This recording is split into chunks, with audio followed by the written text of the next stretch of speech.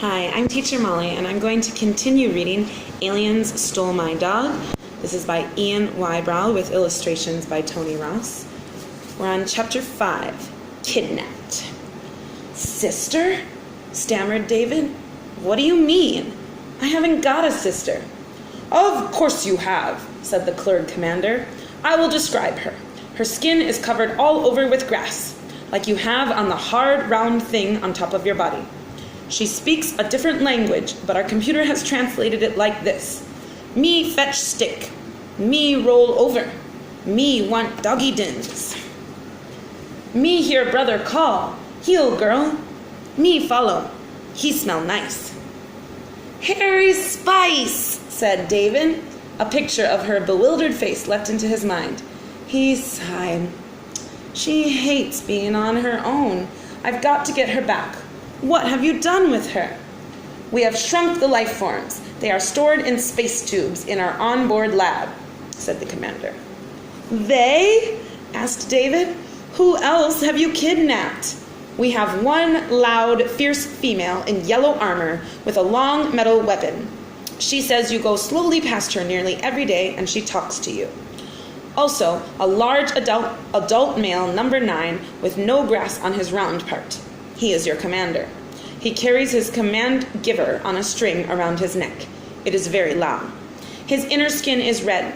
His outer body is a hard blue shell. David racked his brains to think who these extraordinary people could be. He thought and thought.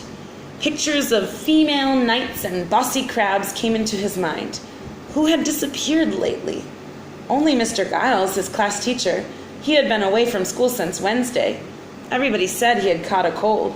And serve him right for making them play football in the rain and the wind. Football? Wind? Of course! The last time David had seen Mr. Giles, he was sitting in his blue Mini, sheltering from the weather, while David and the other players had to run for it into the changing rooms. The clerks must have beamed him up in his car. The Mini was his hard blue shell. The wind was caused by the thrusters on the Clerg spaceship. It was the same force that had flattened his dad's flowers. And what did Mr. Giles wear when he was refereeing? A red tracksuit. That was the inner skin the commander mentioned. And Mr. Giles was always blowing his whistle. Command giver was a good word for it. He fancied himself as a striker, too, which was why he always wore number 9. Oh dear. Next time he blew his command giver, it would be in another universe. It didn't take much time after that to work out that the fierce female in yellow armor with the long metal weapon was the grumpy lollipop lady who looked after the crossing outside St. Hilda's school. She was always shouting at him to stop daydreaming and get a move on. Still, no matter how much Mr. Giles and the lollipop lady got on his nerves, David realized that a lot of people were going to be very upset if they disappeared into outer space. He had to act fast. Suddenly, he felt as if he were being grabbed by a strong hand and ripped from the lawn into the air. In a split second, he found himself on the flight deck of the Clerg spaceship, standing in a small, transparent chamber, looking at some very strange creatures from outer space. Chapter 6. Welcome, Earth Life Guide. The biggest one must be the commander, David thought. He switched between being orange with green lumps like warts and being green with orange warty lumps. He had eyes on stalks, and instead of arms or legs, he had long strands like electric cables coming out of his body. Some were plugged into the flight control panel, and one of them gripped one of the twin joysticks.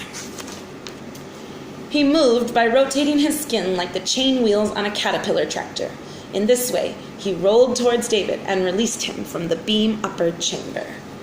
Welcome, Earth Life Guide, he gargled. Allow me to introduce you to my crew.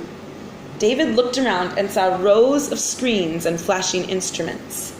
In front of them, plugged into machines, sat several other creatures that either glowed orange or green. They looked exactly the same as the commander, but only about the size of one of his lumps. This was because they were his lumps. He explained how he could break a lump off himself and pop it into the cloning chamber to make a mini version of himself. "Sunshield," he called, and one of the mini aliens unrolled itself like a roller blind in front of a porthole.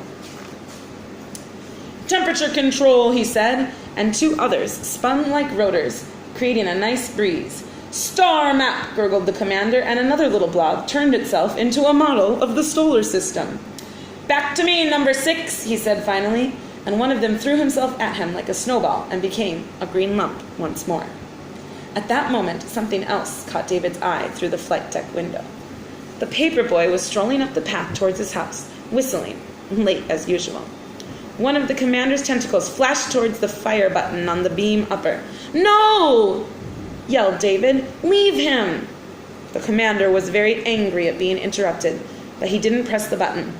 Instead, he glowed hotly and said to David, "It is unwise to say no to me, but we have only a little time left.